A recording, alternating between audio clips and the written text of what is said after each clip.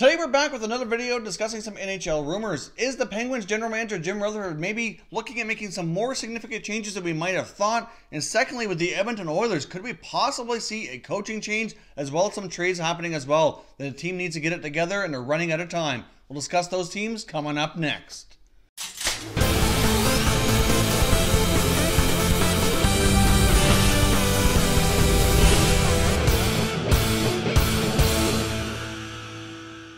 Hey everyone, and welcome back to another video here at Top Shelf Hockey. If you're new to the channel, thanks for stopping by. We review and discuss all 31 NHL teams, so if you're a huge hockey fan, consider subscribing and clicking the bell so you don't miss anything. So as I mentioned, today we're mainly discussing the Oilers and the Penguins. They're in very different situations, but either way, both teams find themselves not having the success that they were hoping for this season, and when things don't go right, you can't expect change. And so far, the Penguins have started that process, while the Oilers really kind of have, but there's much more that they really should have a look at here as well. Now, of course, as we know, the Oilers did make a smaller trade, sending third-line center Ryan Strome to the New York Rangers in exchange for Ryan Spooner.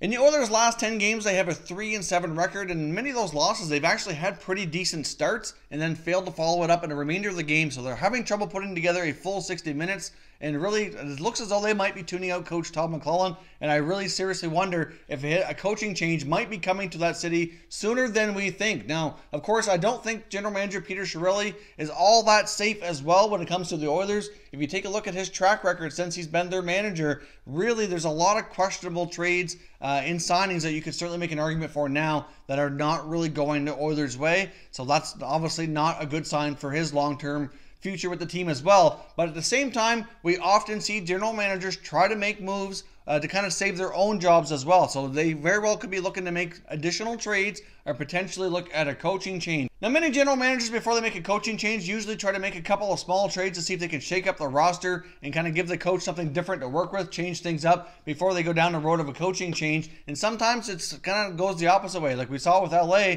we saw the coach be dismissed, then a trade happened afterwards. So that's not the most common way of going about things. But we saw the Oilers make one small trade. You can't help but wonder if there's more coming, and if the short term things don't improve, I think Todd McLellan is going to be in trouble in Edmonton. Now, the Oilers do have a handful of players kind of having decent seasons. Obviously, Connor McDavid, Leon Draisaitl are putting up some pretty decent numbers. Ryan Nugent-Hopkins, I think it's fair to say, is doing pretty well. Even guys like Drake Caggiula and Alex Chiasson, in my opinion, are doing pretty well as well. But really, they're not getting a lot of depth scoring. They've oftentimes gone back to putting Draisaitl on McDavid's wing. They kind of bulk up that line, and when they put them together, they always click. But at the same time, they really need Leon to be that number 2 center and kind of spread out the offense, get some wingers to play with McDavid and Draisaitl so that they can kind of produce 2 scoring lines. And that has been an absolute struggle for this team. They have been having a hard time getting wingers to play with both of them and be consistent and putting up points here on a regular basis. They're also not getting much depth scoring from their bottom 6, and at the same time, the Oilers' blue line is not contributing a whole lot to the offense as well. They only have, I think, 5 goals from the whole blue line in about 20 games now over the course of the season, so that's certainly one of the lower ones across the NHL. If you take a look in net, it looks as though Koskinen very well might be taking the job from Talbot as a starting goaltender. His numbers are significantly better than Cam Talbot. Talbot certainly had a down year last year and has not started well so far this season. Now, Cam Talbot is a pending UFA. He's in the final year of his contract. He's 31 years old. You can't help but wonder if other teams out there that we've discussed here in the most recent days that are looking for goaltender might take a shot on Cam Talbot, depending on what the Oilers would want in return. Now, of course, with him being a pending UFA and not having the greatest record here through this year and last year, I wouldn't think the asking price would be very high. The main question with Edmonton, though, and that type of deal, would they want a goaltender back in return? Now, it looks as though Koskinen might be capable of taking over the starting job, but if that's the case, who's going to be the backup? Now, they do have Al Montoya down in Bakersfield playing in the American Hockey League. His numbers down there haven't been tremendous, but they very well could go with him. He has proven in the past at times that he can be a serviceable backup, so that certainly would be an option at least. Or if they were to move Talbot, they certainly could look at bringing a goaltender back in return. Some of the other teams we've discussed recently looking for goaltenders, one of them was the Calgary Flames, their provincial rival, which would, it's not 2 teams we see hooking up very often for trade. So that certainly would be an unlikely scenario, but a possibility. You couldn't help but wonder if a team maybe like Ottawa might be interested in Talbot as well. Gives them an opportunity to get a little bit younger from Craig Anderson. At the same time, allows them, with a pending UFA to kind of see how it goes for the remainder of the year. before they could kind of take a trial and error here and see if they would want to consider signing him beyond this season or not. They still have Mike Condon in the minors.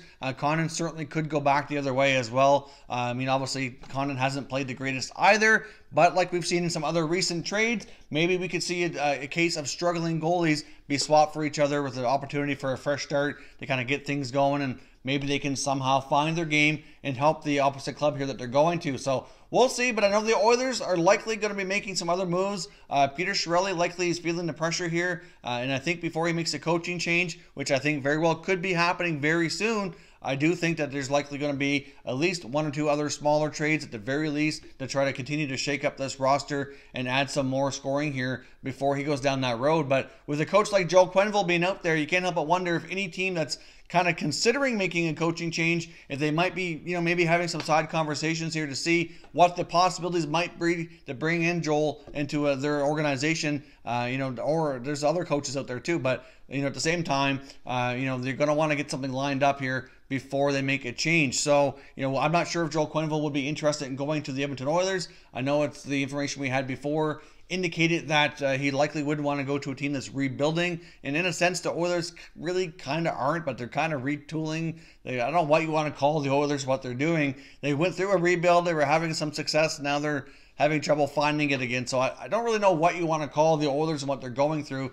but they're certainly not in a position of having a lot of success like they're hoping to be. But they do have some great pieces, and I'm sure that the possibility of coaching Connor McDavid, at the very least, must intrigue a coach like Joel Quenneville. So not going to say that there's any speculation or rumors linking those two teams, but when you have a high-profile coach out there that's available and your team is struggling, I would think Peter Chiarelli is likely going to be trying to find here a coaching replacement and maybe making some change here in the short term to see if he can shake up this team and get things going. Because like I said, in my opinion, there's often nights, especially recently here, it looks as though the players might be tuning up to coach, and it very well might be time for a change in that coaching position to kind of get things going here for the Edmonton Oilers. Now, of course, the other team we want to discuss here today is the Pittsburgh Penguins. Now, it's been on record, as we have already discussed briefly before a few days back, that General Manager Jim Rutherford is likely going to continue to make some other changes here besides what we've seen already. Now, we already saw Carl Hagelin get shipped to LA for Tanner Pearson. And I must say, Pearson, even though the numbers aren't really going offensively yet, he has looked pretty good. I saw the Penguins play the Senators the other day,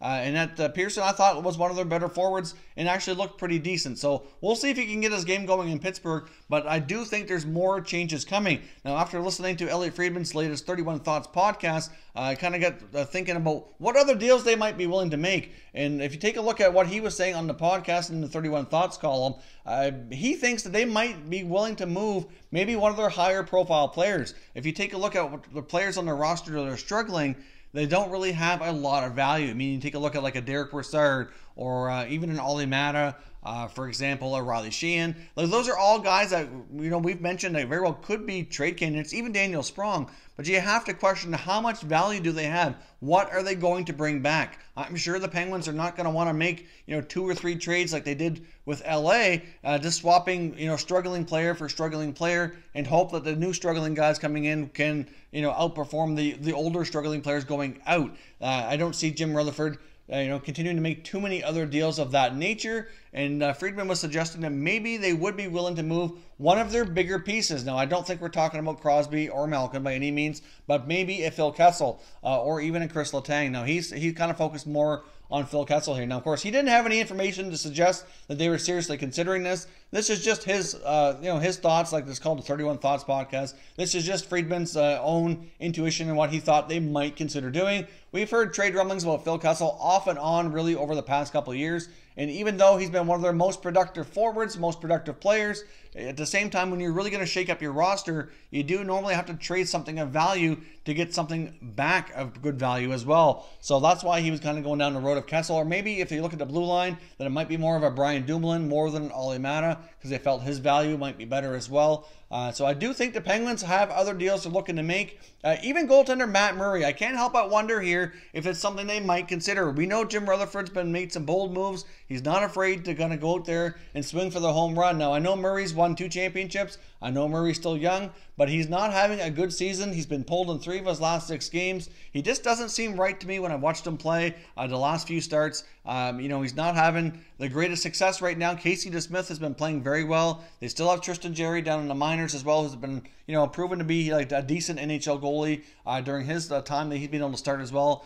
So, I do think it's less likely that Murray could be moved. But when it comes to Jim Rutherford, I don't really take a whole lot of players here and put them in that safe list. Even other guys like a Jake Gensel, for example, he's a tremendous playoff guy, but he seems to disappear a lot during the regular season. So between Phil Kessel, Jake Gensel, Brian Dumoulin, even Matt Murray, could we see one of their bigger names and players that have had more value and more success be traded out of Pittsburgh in a larger scale deal here to really shake things up? I mean, the Penguins are in the bottom of the Eastern Conference. This is not something that they're used to. Rutherford still feels with his top dogs there that they can win, more championships and compete year after year here for a while yet before they really have to really consider doing any kind of retooling. So obviously, I don't think he's going to be afraid to really go for the home run here and shake things up. But like I said, we don't have any strong rumors to suggest that, he's talking to any specific teams or anything like that. This is just thoughts on what Rutherford might do. And based on his history and his track record, like I said, I don't think he's going to be afraid to shake things up. Now, some of the guys we mentioned, like a Kessel, for example,